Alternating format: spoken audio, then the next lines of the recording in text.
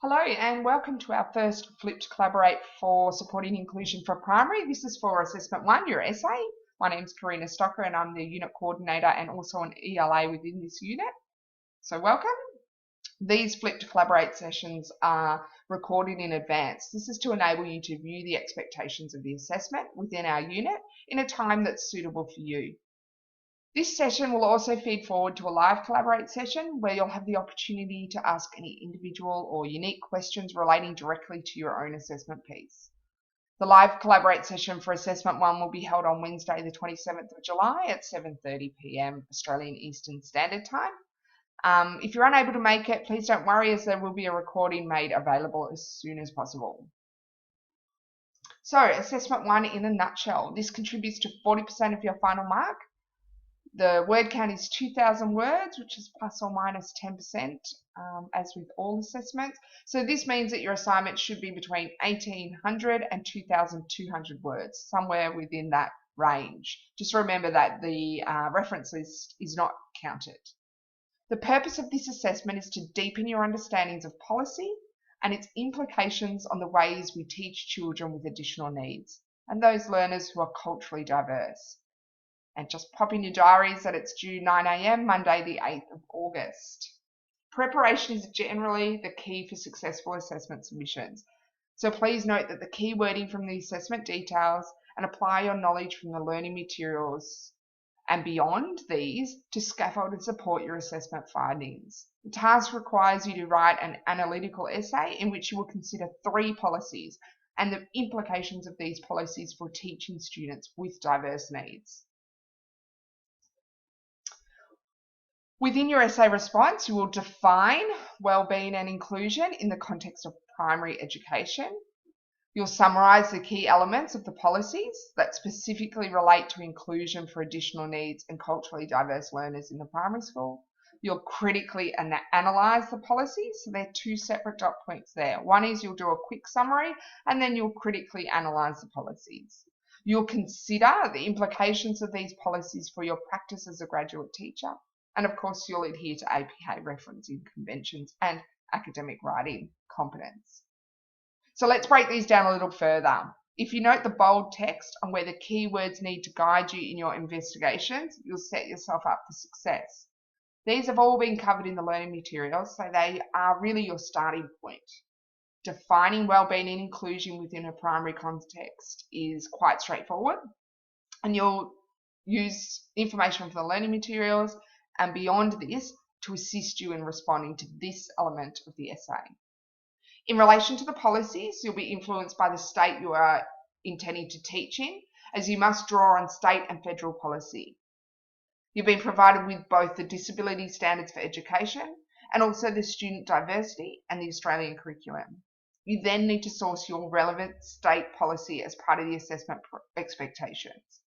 Within these documents, you are seeking elements that specifically relate to inclusion for additional needs and culturally diverse learners. So make sure you're sticking to that. You're just looking for those elements.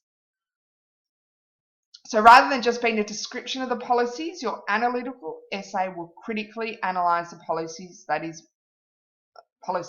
is make connections of how the theoretical, broader societal and educational context impacts on inclusion and wellbeing practices. You will draw from the policies specific and relevant information that demonstrate your insightful understanding of the key concepts and the implications for teaching practices in regards to these policies. You'll hopefully use concrete examples to illustrate your argument in regards to the impact of these connections on your teaching practice. You need to support your responses with relevant readings and explore beyond those directly to you through the learning materials. Of course, as with all education units, you need to use APA and academic writing elements such as spelling, punctuation, grammar, sentence structure, and overall essay structure. These things demonstrate your competence in academic writing. So let's break it down even further. You'll notice if I flip back to the last slide, the word define is used. Define wellbeing and inclusion. So define means to explain or identify the nature or essential qualities, or to describe. So you need to explain or identify the nature or essential qualities of well-being and inclusion with a primary context. You're describing well-being and inclusion. Flip back again. And your second dot point says summarize the key elements of the policy. Summarize means to make a summary of, state, or express in a concise form. The key elements of the policy that specifically relate to inclusion for additional needs and culturally diverse learners in a primary school needs to be stated or expressed in a concise form. Remember, this is not meant to be an in-depth description of the policies. Rather, we're asking you for a short, sharp summary of them before you start your critical analysis. Go back. The next stop point says critically analyze. Critically. So let's have a look deeper at what that means. Critically. Involving skillful judgment as to truth, merit, etc. As individuals, we face this task with numerous personal bias. These are all based on our own personal experiences and views of the world. You may have experiences with your own children or those close to you, or yourself.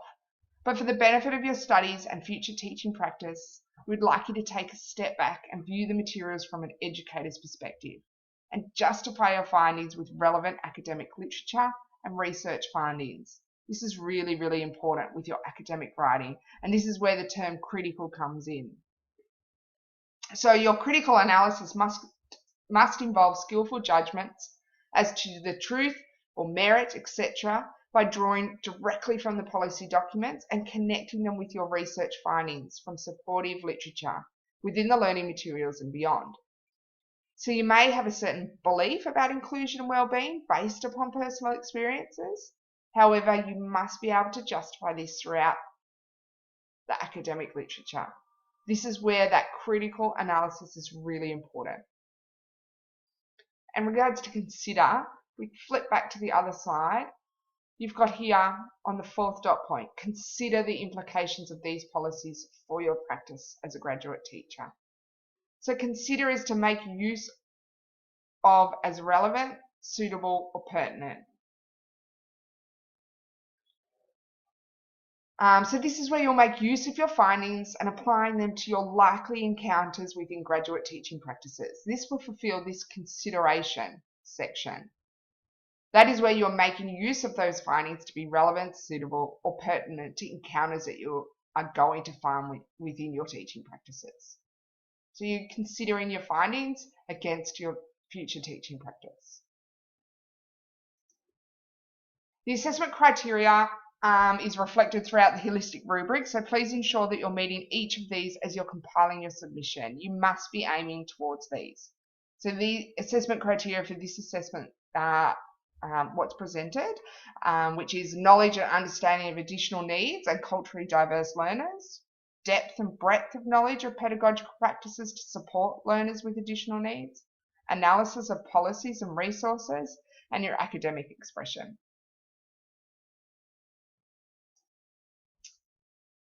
This reminder is really important because the rubric is what the ELAs are marking against. SOL has a rigorous moderation process which ensures that ELAs interpret and follow the rubric in the same manner, therefore ensuring that consistency and fairness is maintained for all students. I suppose the rubric is almost like having a cheat sheet in some ways because we're showing you exactly what we're looking for in your submission. We'll look at the pass and high distinction grading within the holistic rubric now. Just remember that all these aspects within the holistic rubric must be met in order to achieve this grading. So your piece of writing is really viewed as a whole. So if we have a look at the pass, your essay includes a clear definition about wellbeing and inclusion for children with additional needs and culturally diverse learners. So it's just a clear definition of them.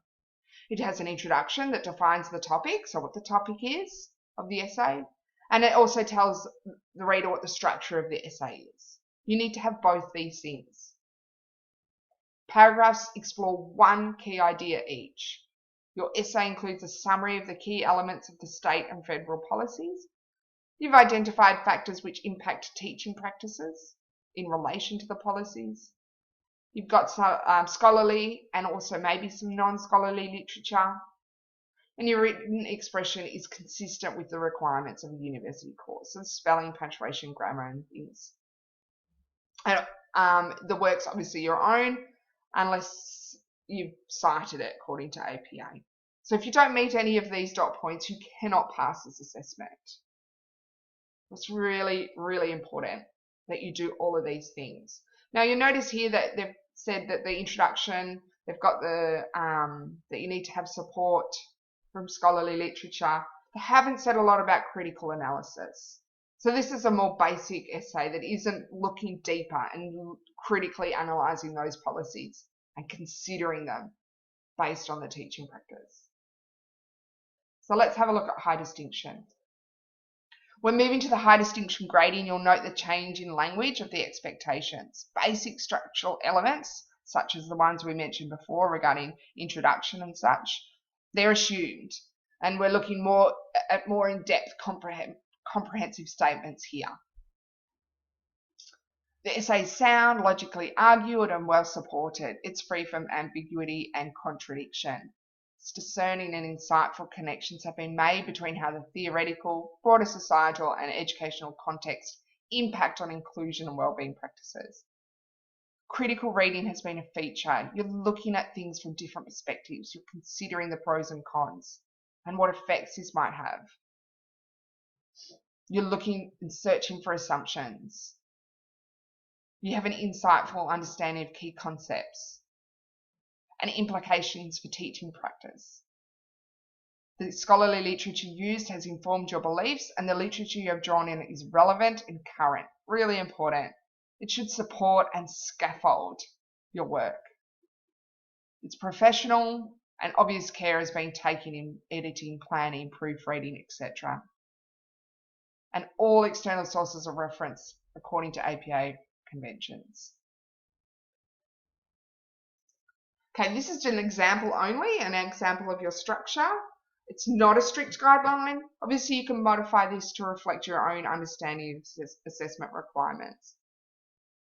Make sure that when you're writing your introduction, it should engage your reader by outlining what your essay will cover and why.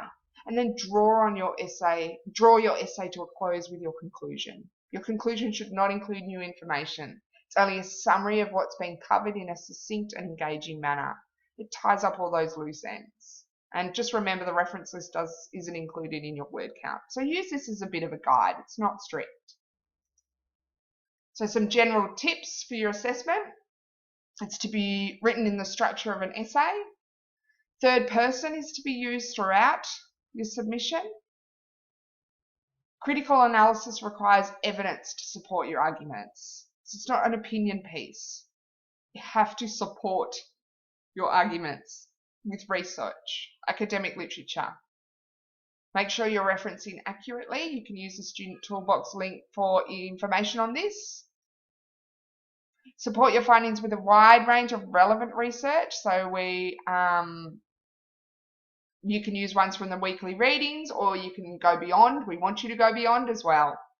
Ensure that you utilize your word count effectively and fulfill each of the rubric criteria. Carefully proofread your completed work prior to submission. Sometimes the best thing for this is to read it backwards, and then you can identify any errors. So upon submission through Turnitin, please review your originality score. 15% or less is a rough estimate, but sometimes it might be higher or lower. Just make sure that you are acknowledging, you're using quotation marks for directly quoted information, and that you're not chunking and taking things and just changing one or two words, because it picks up on those things. Okay, so make sure you are checking that originality score. Lucky last, there's support. You know that. We've been probably here at SOL a few TPs. So use the discussion board, chat to your peers, post questions. Your students in the ELA are there to help. Attend our Collaborate session. Remember, it's Wednesday the 27th at 7:30. And have your questions ready. Okay. Ensure that you research widely, respond to the criteria, and submit by the due date, and you'll be fine. Best of luck. We'll see you at the live Collaborate. Okay, thanks. Bye.